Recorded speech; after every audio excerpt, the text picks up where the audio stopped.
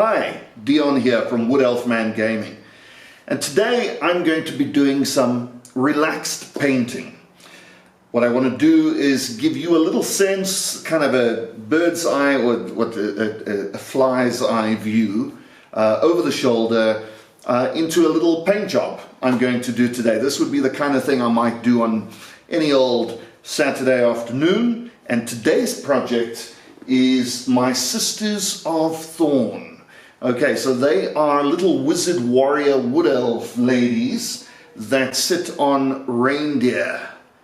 So I mean, that's as high fantasy as you can get, and I've base coated them, primed them with a primer, Corax white primer from Games Workshop, and a friend of mine, Lana, came over a couple of weeks ago and she started working on the reindeer. So she kind of made them white with blue fur, and I'm just going to stick with that. So I'm going to work with what she's done already, and I'm going to try and finish off these 5 Sisters of Thorn. Now, I need to be very, very clear. I am no master painter by any long shot. I have painted thousands of figures, but for the most part, they're just tabletop ready. And for me, that's good enough. I'm looking for an army or a unit that looks pretty good from close up, but really good from a meter or two away when I'm looking at it on the tabletop. And is that not why most of us paint anyway? So that we have good looking armies to play with when we're playing Age of Sigmar or Warcry or whatever it is that we're playing. So I'm going to show you some of the techniques and effectively just give you a sense of how I do it. And maybe if you're one of those that look at these miniatures and you go, I wouldn't even know where to get started, maybe I can give you a few clues on how to get started. How the brushes work, how the paints work, how washes work, how dry brushing works. I imagine I'm going to be using all of those techniques while I do this. So enjoy, have a look over the shoulder, and let's see how these Sisters of the Thorn come out. So what are we going to need for this paint job? Well, we're going to need these models. So once again, here are the models, the reindeer and the sisters themselves. Here is an example of a sister. They have wands, they have swords on their backs, they have frightening little angry faces with hair blowing in the wind, and they'll be sitting on the reindeer. Okay, what else am I going to need? Let's put these aside. I'll be using a wet palette. So a wet palette is a piece of parchment paper over some foam which has been wet with water, and then you can put paint on the parchment paper and the water will get absorbed up into the paint to keep the paint moist. So a single drop of paint can last a long time when you're using a wet palette, and would only last seconds if you weren't. So that's why I use a wet palette. I'll also be keeping on hand this dry palette, which is usually really good for like ink washes. I can just pour some ink wash into one of these and use this as the place I dip, and I wouldn't use an ink wash in the wet palette. So that's why I use this mostly for what I'm going to need. Some brushes as well, and as you can see, I've got just tons of brushes, some of which are really good quality and hold a good point like that, and others which are less than good quality and really are just kind of rough and terrible. But I promise you, you need rough and terrible brushes as much as you need good quality pointy brushes, okay? Because when you're doing rough work, or you're just wanting to scratch on some color or paint a rocky base, you don't want to use your good brushes for that. You want to use a crappy brush for that, okay? Or at least a brush that you're not going to be using for good work thereafter. So I have selected a couple of brushes for today's activities. I have a no-name brand, which has a nice tip. I have 2 expensive Kolinsky brushes here, a 1 and a 3, I believe. I have a couple of Humbrol brushes, and I have 2 makeup brushes, which, by the way, are absolutely fantastic for dry brushing because they have soft, thick, fanny fur. So I'll be using those. I also have a couple of these. These are water droppers to take water from your water cup or your water source and drop it into something like this over here. See how cool that is? And of course, you're going to be needing some paints, and I've got some Citadel colors here, some Army Painter colors, some Game colors, some Metal and Alchemy colors. So I'm using all sorts of different manufacturers. Some of the paints are great from certain manufacturers, some of them aren't. For instance, I absolutely love the washes and the contrast or the shade colors from Citadel. I think they're amazing. I struggle though with not having the dripper and having this kind of lid open, have to dig out the paint situation. I guess most people just paint straight out of the tub, but because I'm using the wet palette, I prefer a dropper like that. So you can just drop paint straight onto the wet palette. And as you can see, I'm going for a bit of a red and yellow theme here. Usually a wood elf like this would probably be some kind of green shaded thing. And I've decided I'm a bit over it. I've got an entire army of wood elves that are all green. I'm a bit over green. It's getting a bit boring. I want something different. So I almost want these to be little, almost fire mages. They need to be shining red and yellow with these nice bright colors, maybe golden armor. I'm not quite sure how it's all going to come out, but that's why you paint, to have a bit of fun, to experiment, to test. And you can't do anything wrong. If it's a disaster, start again and get some of this paint onto our wet palette. You have to remember with most of these paints to give them a good shake before you actually use them. Otherwise you get the sort of thinners rather than the colors. Oh, that's already too thin. I can see that. So some of the kind of thinning agent came out first because I didn't release it and shake it properly. But there's enough good paint there for me to use. That'll be my skin color. And let's get out, those are washes, let's get out this red and yellow color. I'm just going to use the back of an old brush to do that. Oh, and by the way, some other things that are very useful are some paper towel for drying your brush, for, cleaning the back of your brush, things like that. So always have some paper towel ready and handy. I usually keep a little folded square nearby that I use for this kind of purpose. So what I'm going to do here is, again, shake this red and use the back of this brush to just get a kind of dollop of this red onto the palette. There we go. Now, normally I would have had to use a lot more paint than that if I was going just dry palette, but because I'm using the wet palette, this paint here will stay wet. And I'm just going to clean, again, the paper towel, very useful just to clean the back of that brush, and we can use it again for a different color. Let's go with this yellow.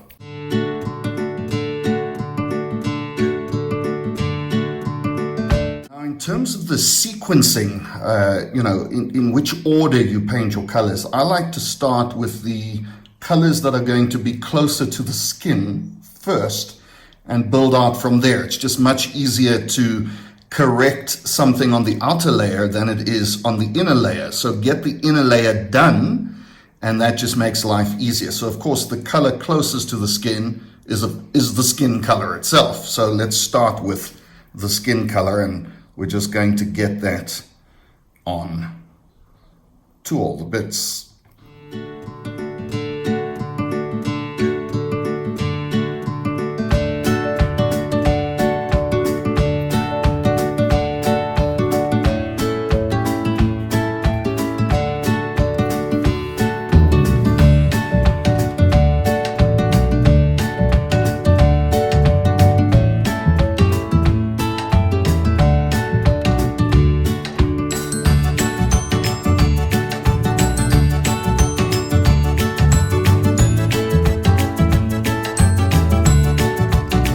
Okay, so now that we've done the skins, that is the hands and faces and arms of these ladies, we're now going to move on to the next closest thing to the skin, which happens to be their pants. Okay, so under their armor and under their boots, there's a little bit of pant showing on the thigh, and we're going to catch that now with a yellow.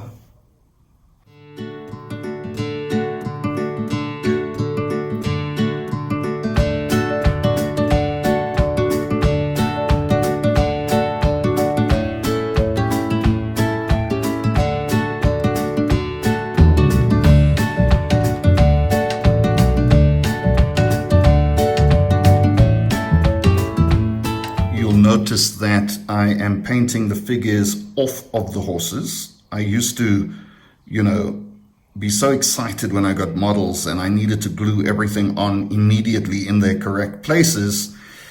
I've come to realize, though, that it's very, very hard to paint like the areas I'm painting now if there's a horse in the way. So you really want to leave some gluing and assembling till after you've painted them.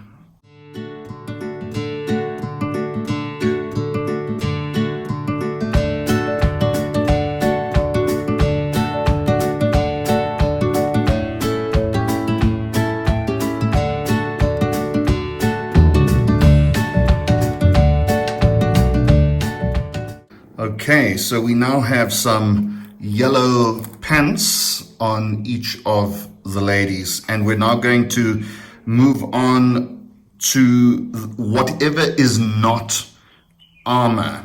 So when I say armor here, I'm saying these outward, these shin guards, the chest piece, these arm guards, I'm going to make them gold, and then we'll ink wash over that gold a red so that it's a kind of a metallic red coming through. But I want to go to the layer underneath that, which is the boots and the belt area, and I'm going to make the boots and the belt area a red, as though a kind of a dyed red leather.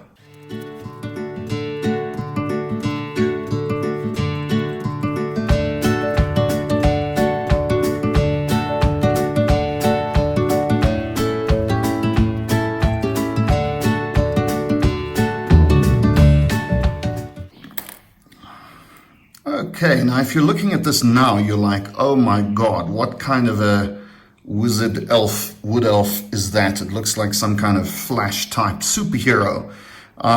Remember that these base colors are your indicative colors. You get all your base colors down until the whole model is painted.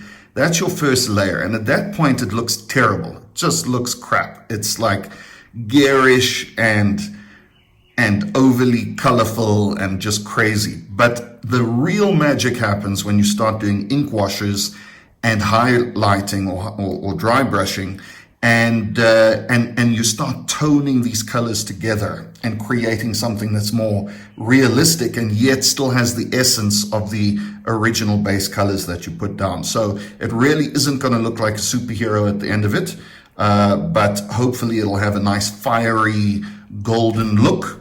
That is cool. Let's keep going.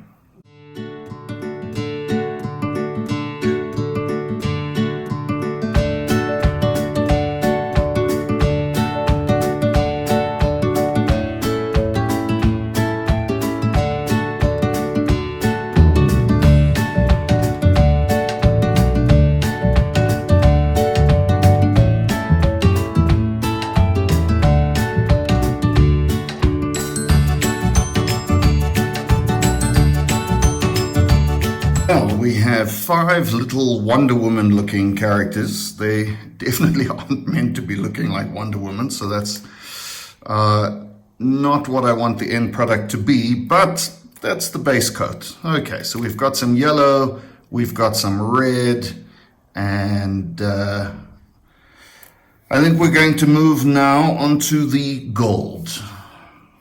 Okay, so folks, I don't worry too much about perfection at this stage.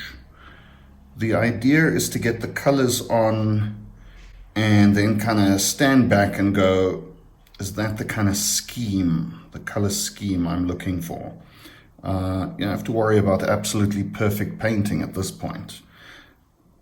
once you have decided that you're okay with your scheme, you can spend some time fixing up any areas that you've made. Often the ink washing and dry brushing process also just hides a multitude of sins, you know?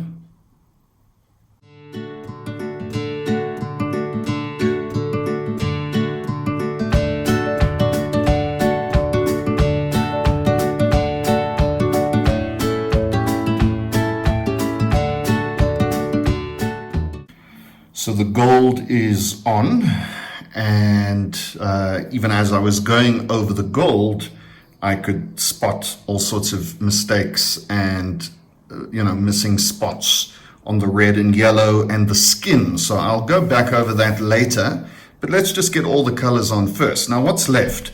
We have the weapons. We have these sort of spears that they carry on X shape on their back. And we have their hair. Not quite sure what color I want their hair to be. I think I'm going white. I think white hair would look quite cool. Possibly a kind of silver spear might look quite cool. And then we've got most of the color in, except for the flag and the horn, which I will try and work out a color for. Here I've decided to go for a sort of off-white called Money Robes from Army Painter. Let's give that a try. It's quite white,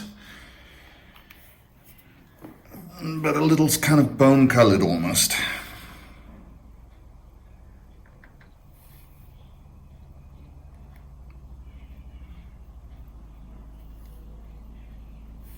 Whatever I do, I'm going to ink wash and then highlight again. So it will be a dirtier color than just the sort of bright bone white that's going on here. I'm actually going to use a bigger brush for this.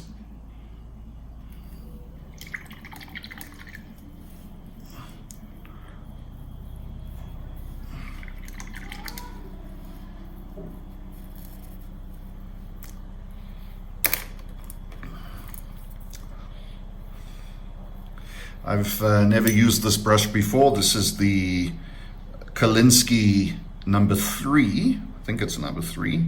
Yes, Kolinsky number 3, but it does have a few little hairs sticking. Let's see if you can see that. Well, it's going to be hard to see here, but a few little hairs just sticking out the side there. So I'm actually going to trim those off with a trimmer. Just right up against the base. Just trim them off, then they're not in my way. At this point, things got a bit noisy and disruptive in the lounge, and so I decided to do the voiceover after the event. As you can see, I made the flag and wands a kind of a green turquoisey color to kind of stick with a bit of green for the wood elves. And then I came back to the ink washing and dry brushing. At this point, I also started to work on the elk, or the reindeer, and decided to make their green fur, or at least their blue fur, a little more green. Again, just to keep in theme with a wood elf vibe. In terms of the bases, I used the Citadel contrast color, a nice deep kind of foresty green for the bases. And I really do suggest that people try this contrast color from Citadel. It's really good. It runs like ink wash.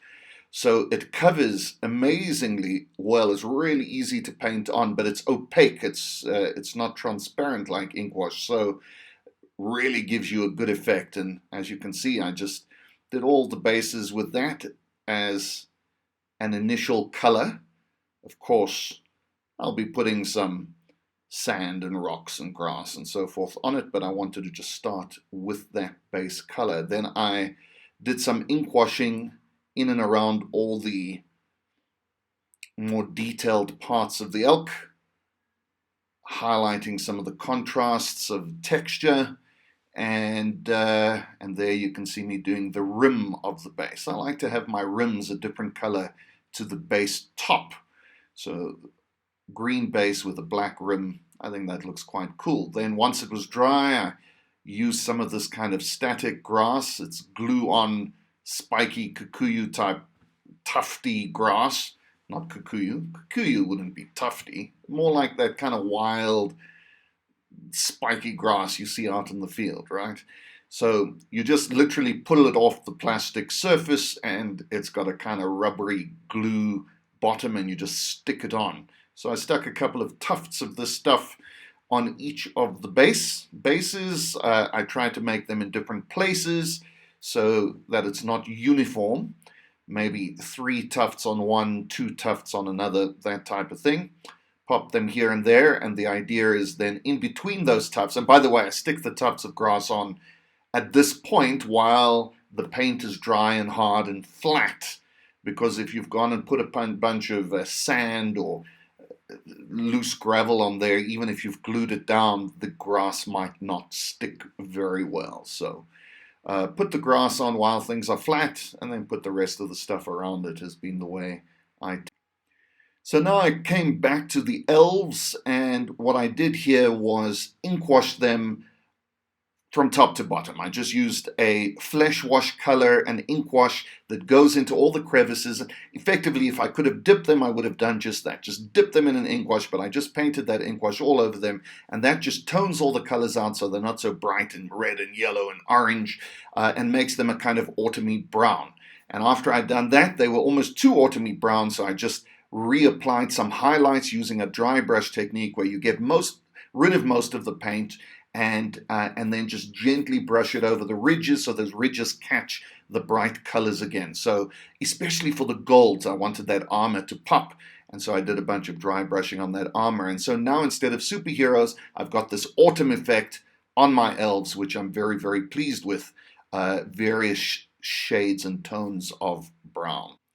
After that, I got back to the bases of the elk, or the reindeer, and as you can see, I'm putting grass and stones onto them. So what you see in front of you there, if you haven't done this kind of thing before, in my little tray, I have some wood glue. This is just basic cold glue, PVA, and I paint that cold glue onto the base, and that's going to bind and hold any flock I put onto it. So if you've not heard the term flock before, flock effectively refers to sand and grass, which you use in model miniatures. And so the tray or the bowl on the right that I'm dipping this into is full of green grass flock. It's kind of a fine flock. What that's made of, by the way, is sawdust, very fine sawdust, which has just been shaken together with some dye, and that gives you the green grass look. And so that green grass has now stuck to the glue, and I'm just using my finger to get rid of the excess around the black edge so that it's nice and clean and looks great.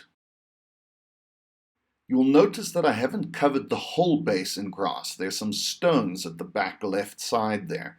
And that's really just some simple small stones you can buy in toy and hobby shops. Again, I just put some wood glue down, put the stones on top, kind of lay them out, let them dry, and then I ink wash them, and then I dry brush them again to create a cool stony effect. That just makes it more interesting. I find just an entire base full of grass is a little plain and dull. So folks, that's it. I stuck the elves down to the elk. I have these autumn brown elves holding up their turquoise flags, riding their turquoise and white elk. And it's kind of a strange color scheme. I mean, I've never done anything quite like that before. It's quite contrasting. It's maybe a little odd. Maybe some of you will look at that and go, are you crazy? What kind of a weird scheme is that? But I like it. I like it because from a meter away, it's contrasting, it looks cool, and it's quite fantastical.